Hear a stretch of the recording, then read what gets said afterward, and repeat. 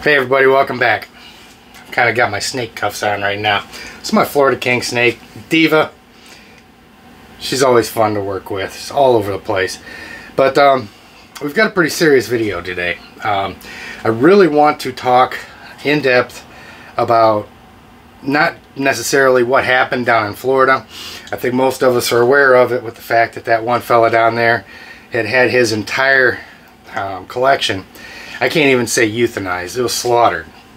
Pictures of it all over the place, like this Fish and Wildlife officer standing over the bodies of his animals grinning. A lot of people, myself included, are really pissed off about it.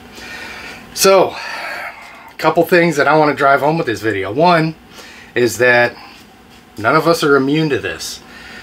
This is something, if we're not careful, can happen to all of us. So today I want to talk about some things that we can do to mitigate that, to improve our chances of being able to avoid bad reptile laws and not even giving these folks the opportunity to come into our houses and do that with our collection. I know if that happened to me, it would tear me up. My heart really goes out to the fella that had to deal with that.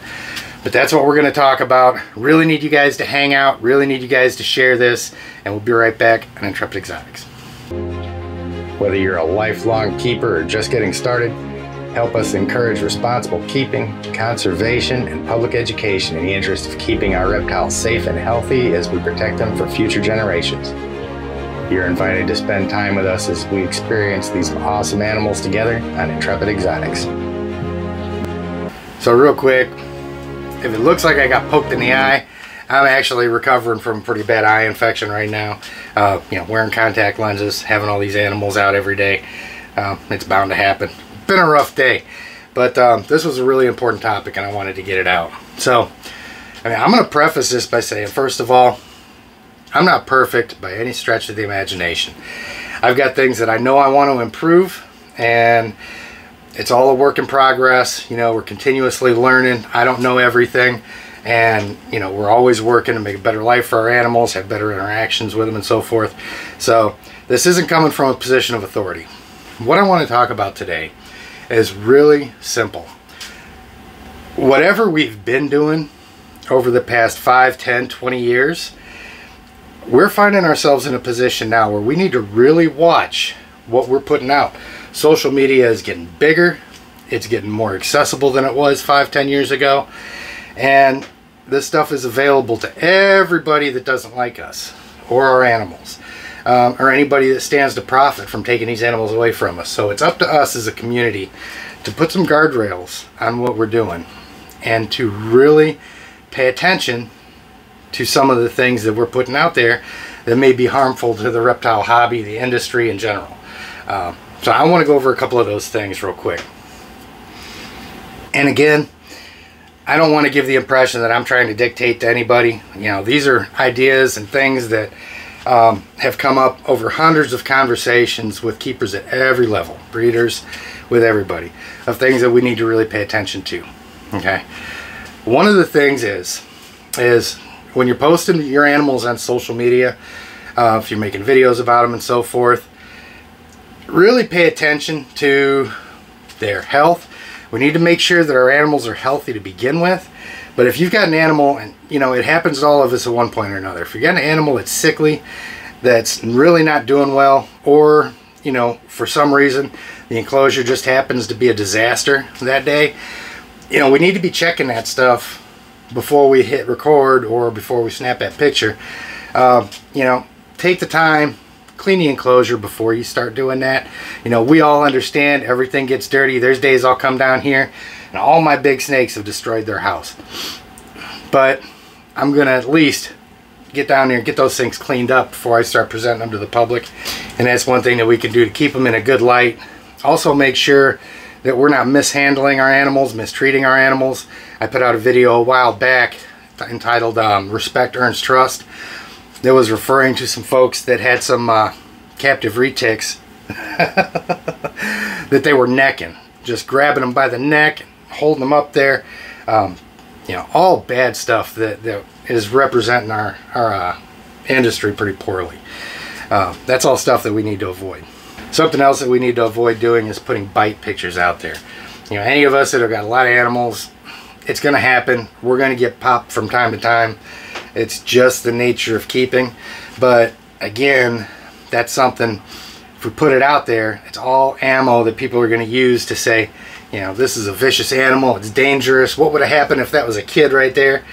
And you know, they don't take into context there that, yeah, you know, the kids aren't there when we're opening up, or, you know, food responses are manageable, but mistakes happen and things like that. There's no, you know, it's hard to put context with a bite video to somebody that doesn't have the experience with the animals. They really don't have anything except, they're dangerous, let's ban them. So, you know, the pictures of snake bites, monitor bites, ripped up hands and stuff like that, we all really need to make sure that we're keeping that stuff private and not just throwing it out there for public consumption. Another big thing, and I'm seeing less and less of it, which is good, are those really grisly live feeding videos. You know, and let me preface this by saying, you know, there's a whole discussion to be had there. There's objective scientific facts related to this issue, but some people are going to still do it. And, you know, what you do in the privacy of your own home, you do you. But the problem is putting these live feeding videos out online for public consumption. You know, and we've had this discussion a million times. You know, if it's a live rabbit, if it's a live rat, you know, some people have these animals as pets, and just watching an animal suffer like that, it's really, it makes reptile keepers look cruel.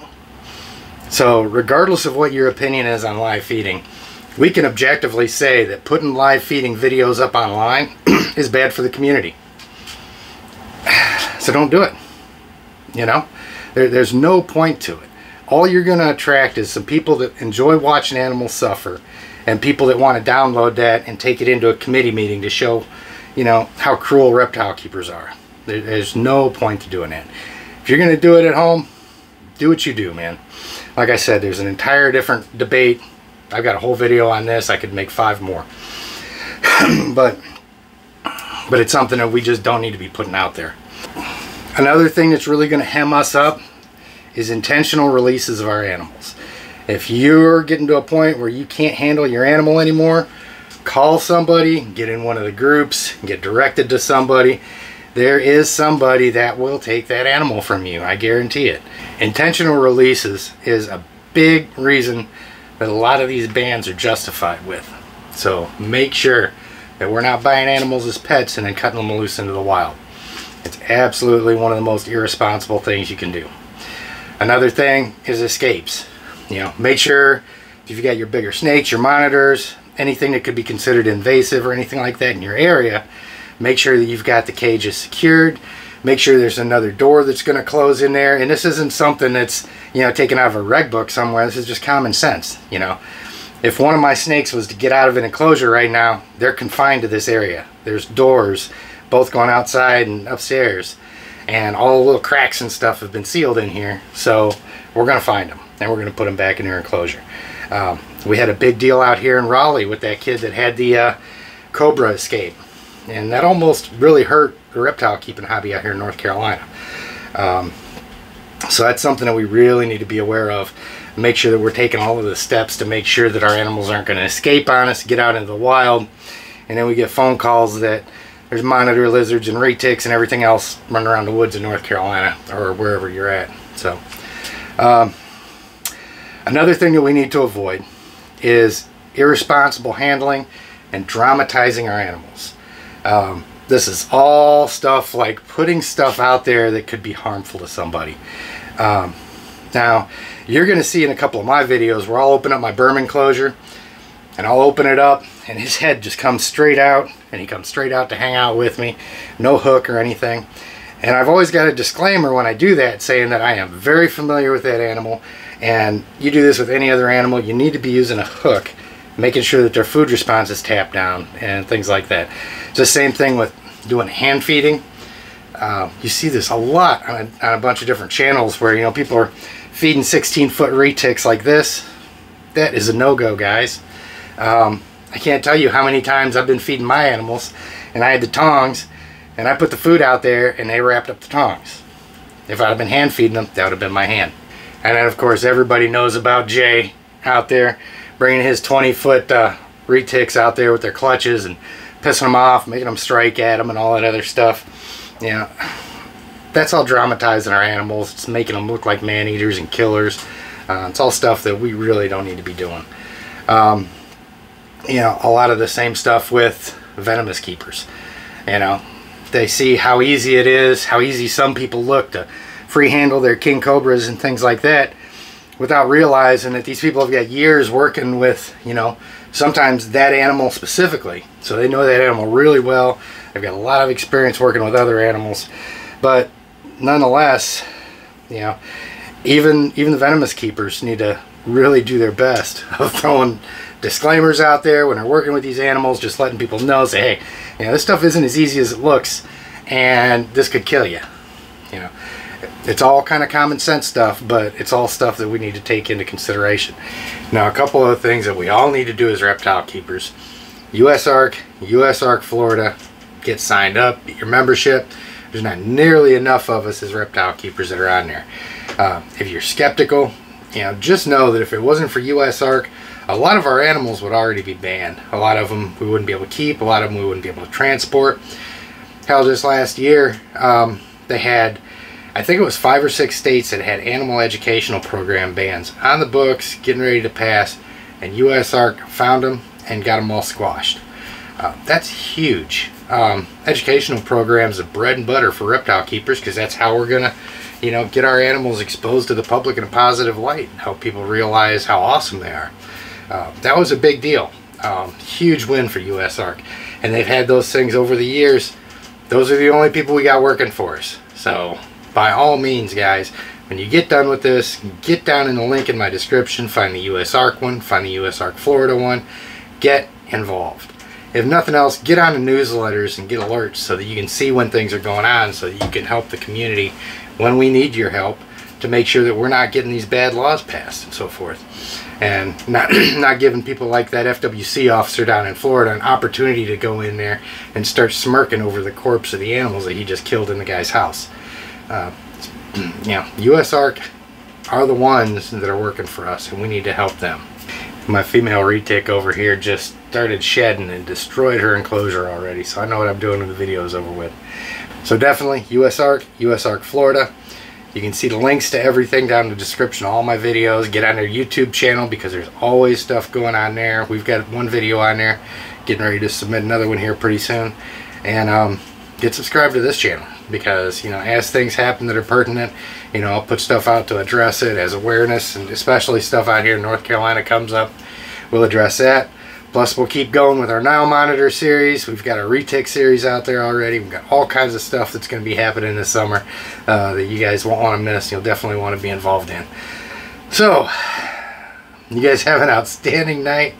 Don't forget, like the video, get down in the comments, let me know what you think, and get subscribed to the channel. It all helps. Doesn't cost you a penny, and it helps get this stuff out to more people. And it's very important that this particular one gets out to more people. So you guys take care, and we'll see you next time on Intrepid Exotics.